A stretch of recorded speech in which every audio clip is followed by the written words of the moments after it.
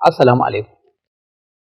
Sunana Gambo, mai laƙabin ɗan Borno, mazaunin garin Karmami, Gabasawa Local Government. Ni ne wannan magana, mazaunin kuma jihar Kano, garin zaɓaɓɓen gwamna na, wato Abba Kabir Yusuf. Ina ƙaro miƙo gaisuwa a gare shi. Allah shi ne abin nufi da buƙata.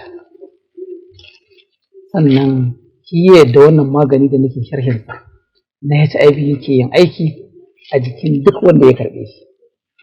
Jama'a da dama mamaki suke yi idan suka ga gani ɗan yaro, kuma ina yaɗa wannan shahararren magani na HIV. Maganin gadon gado ne a tare da ni. Sannan wasu sai su ta mamaki idan suka je wani guri suka karɓi wannan maganin cuta na ƙanjamau suka sha bai musu amfani ba, kuma in suka dawo wannan cibiya ta Al-Mubaraka suka karɓa ya musu, abin ya ba su mamaki. Yadda ce ta Ubangiji, ba fa yin kanmu ba ne ba. Maganin HIV wato maganin cuta ne karya garkuwar jiki. Allah ya halicce shi kala daban-daban. Akwai tsirrai, akwai saƙe-saƙe, akwai sayoyi. Amma Allah duk a cikin waɗannan bai halicci baƙi ba kamar wannan. Duk inda mutum ya ga baƙi a ɓangaren maganin HIV, sam ba shi ba ne, ko kuma in an ziyarce mu nan ma za a iya sanin kalarsa da kuma ɗanɗanansa. In dai mai lalurar HIV muka ba shi magani a ƙarƙashin cibiyar Al-Mubaraka, ko ta gadon gado ce da yardar Allah, cutar ƙonewa take ta zama tarihi. Wannan Allah ya halicce shi da jini AS, wato mai cutar sikila. Idan ya sha wannan maganin, Allah cikin ikonsa, cikin ƙanƙanin lokaci jininsa yake komawa AA.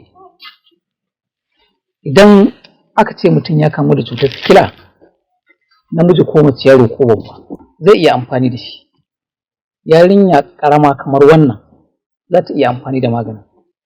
Sannan maganin yana da daɗin sha kamar zuma, baya hana kowanne mutum ya amfani da shi, domin baya tayarwa da mai shansa hankali. Malama Maryam, ko za ki ji a ɗanɗanansa yake? To, malami da ba ciwon gari ba, ka ce ɗanɗana in ji? Ƙwarai da gaske.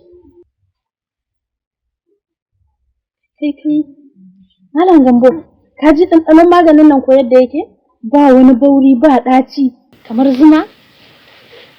Wannan kaɗan daga cikin ɗanɗanansa kenan. Babban adres ɗinmu yana garin Karmami, jihar Kano, ƙaramar hukumar Gabasawa. Mazauna garin Gombe muna nan a cikin garin Billiri. Unguwar Fushiya muna aiki duk ranar Juma'a da Asabar. Idan aka je jihar Borno, Muna a Gwange layin tanki gidan Abubakar Sarkin Aska. Muna aiki duk ranar Litinin da Talata. A garin Kano muna unguwar Rimin Auzunawa gidan Maryam. A Abuja kuma muna Area 1 Afo cikin Resettlement. Muna aiki duk ranar Juma'a da kuma Asabar.